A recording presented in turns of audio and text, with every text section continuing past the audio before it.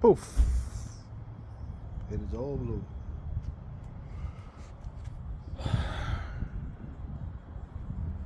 It's getting a liner in, so I don't care about that. But it's one color.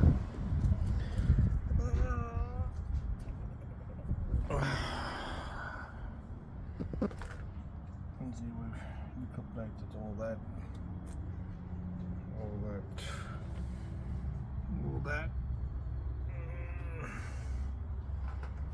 Okay, so yeah, we've sprayed the sides. So now the front end can come in, motor can come in. You've seen this. So motor, gearbox, all that lovely stuff can get in there.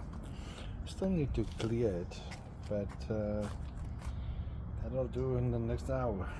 Okay, but I'm happy. Like I said,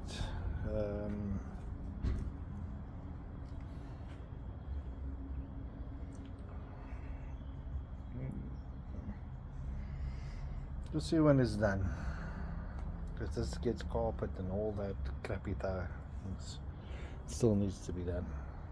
Yeah, and we can do the dash. We've sprayed underneath.